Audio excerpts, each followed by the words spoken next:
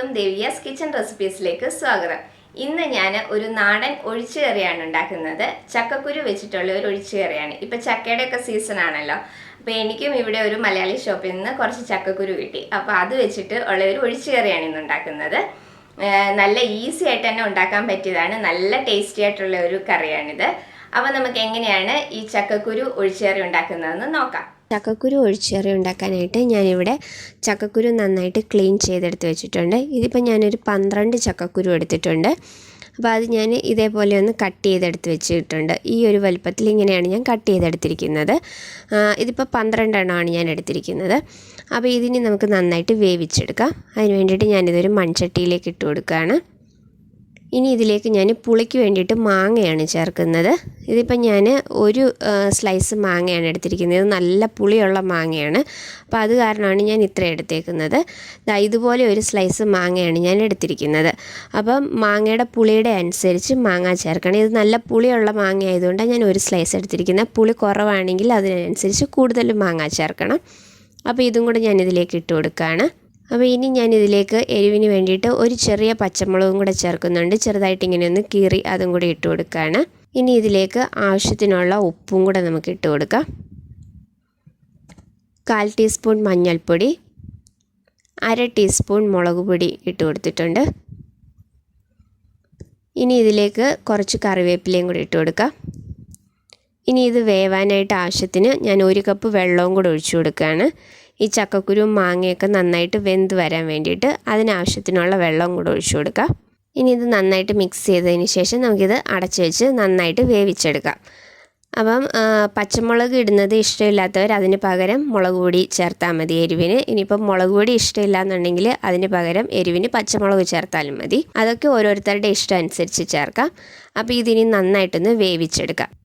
അപ്പോൾ ഇത് വേവുന്ന സമയം കൊണ്ട് നമുക്കിതിലേക്കുള്ള അരപ്പും കൂടെ ഒന്ന് അരച്ചെടുക്കാം. അതിന് വേണ്ടിയിട്ട് ഞാനിവിടെ 1 കപ്പ് തേങ്ങ എടുത്തിട്ടുണ്ട്. അതിലേക്ക് 1/4 ടീസ്പൂൺ ജീരകം, 1/4 ടീസ്പൂൺ മഞ്ഞൾപ്പൊടി, 2 ചെറിയ ഉള്ളി എടുത്തിട്ടുണ്ട്. ഇത് നന്നായിട്ട് അരച്ചെടുക്കണം. നല്ല മഷി പോലെ നമുക്ക് അരച്ചെടുത്ത് കൊണ്ടുവരാം. ഇനി നമുക്കിതൊന്ന് തുറന്ന് നോക്കാം. അപ്പോൾ ചക്കക്കുരു മാങ്ങയൊക്കെ നന്നായിട്ട് വെന്ത് വന്നിട്ടുണ്ട്.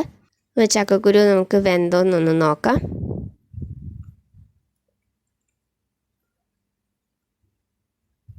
അപ്പോൾ ചക്കക്കുരുവൊക്കെ നന്നായിട്ട് വെന്ത് വന്നിട്ടുണ്ട്. ചക്കക്കുരു മാങ്ങയും നന്നായിട്ട് വെന്ത് വന്നിട്ടുണ്ട്. അപ്പോൾ ഇനി നമ്മൾ അരച്ചു വെച്ചിരിക്കുന്ന അരപ്പും കൂടെ ഇതിലേക്ക് ചേർത്ത് കൊടുക്കാം. അപ്പോൾ ഞാൻ അരപ്പും നന്നായിട്ട് അരച്ചു കൊണ്ടുവന്നിട്ടുണ്ട്. കുറച്ച് വെള്ളവും കൂടെ ഒഴിച്ചിട്ടാണ് ഈ അരപ്പ് അരച്ചെടുത്തിരിക്കുന്നത്. അപ്പോൾ ഇതും കൂടെ നമുക്കിനി ഈ കറിയിലേക്ക് ഒഴിച്ചു കൊടുക്കാം. ഇനി ഇതിലേക്ക് ആ മിക്സിയുടെ ജാറിൽ തന്നെ കുറച്ച് വെള്ളവും കൂടി ഇതിലേക്ക് ഒഴിച്ചു കൊടുക്കുകയാണ്. 1/2 കപ്പ് വെള്ളവും കൂടെ ഒഴിച്ചു കൊടുത്തിട്ടുണ്ട്.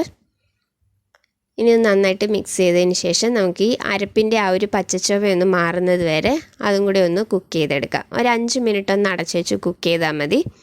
ആ അരപ്പിൻ്റെ ആ ഒരു പച്ചച്ചുവയൊന്ന് മാറിയാൽ മാത്രം മതി. ചക്കക്കുരു മാങ്ങയൊക്കെ നന്നായിട്ട് വെന്തതാണല്ലോ. അപ്പോൾ അതുകൊണ്ട് ആ അരപ്പ് ഒന്ന് വെന്ത് കിട്ടിയാൽ മാത്രം മതി. ഒരു 5 മിനിറ്റ് അടച്ചു വെച്ച് കുക്ക് ചെയ്യാം. ഇപ്പോൾ ഒരു 5 മിനിറ്റ് കഴിഞ്ഞിട്ടുണ്ട്. നമ്മളുടെ അരപ്പൊക്കെ നന്നായിട്ട് കുക്കായി വന്നിട്ടുണ്ട്. ഇനി ഇതിൻ്റെ ഉപ്പൊന്ന് നോക്കാം. ഒരിത്തിരി ഉപ്പും കൂടെ വേണം.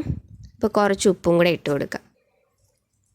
കുറച്ച് ഉപ്പും കൂടെ ഇട്ട് കൊടുത്തിട്ടുണ്ട്. അതും കൂടെ നന്നായിട്ടൊന്ന് മിക്സ് ചെയ്തെടുക്കാം. അപ്പോൾ പുളിയും എരിവും ഒക്കെ പാകത്തിനുണ്ട്. ഉപ്പ് മാത്രം കുറച്ചും കൂടെ വേണമായിരുന്നു. അപ്പോൾ അതും കൂടി ഇട്ട് കൊടുത്തിട്ടുണ്ട്. അപ്പോൾ ഇത് നന്നായിട്ടൊന്ന് മിക്സ് ചെയ്തെടുക്കാം. അപ്പോൾ ഇത്രയേ ഉള്ളൂ നമ്മളുടെ കറി.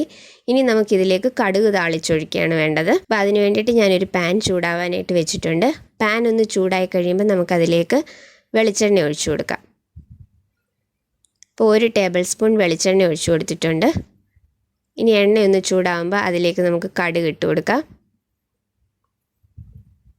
ഇനി കടുക് ഒന്ന് പൊട്ടി വന്നു കഴിയുമ്പോൾ ഞാനിതിലേക്ക് ചെറിയ ഉള്ളിയും കൂടെ ചേർത്ത് കൊടുക്കുന്നുണ്ട്. അപ്പോൾ ഞാൻ 2 ചെറിയ ഉള്ളി ചെറുതായിട്ടൊന്ന് അരിഞ്ഞതും കൂടെ ചേർത്ത് കൊടുക്കുന്നുണ്ട്. അപ്പം നല്ല ഒരു ഫ്ലേവർ ആയിരിക്കും, അതിന് വേണ്ടിയിട്ടാണ്. ഇനി ഉള്ളി ഒന്ന് മൂത്ത് വരുമ്പോൾ ഇതിലേക്ക് നമുക്ക് വറ്റൽമുളകും കൂടെ ഇട്ട് കൊടുക്കാം. ഇനി ലാസ്റ്റായിട്ട് ഇതിലേക്ക് കുറച്ച് കറിവേപ്പിലയും കൂടെ ഇട്ട് കൊടുക്കാം. ഇനി ഈ കടുക് താളിച്ചതും കൂടെ നമ്മുടെ കറിയിലേക്കൊന്ന് ഒഴിച്ചു കൊടുക്കാം.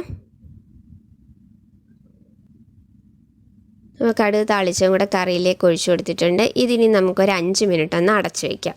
ഇപ്പോൾ ഒരു 5 മിനിറ്റ് കഴിഞ്ഞിട്ടുണ്ട്.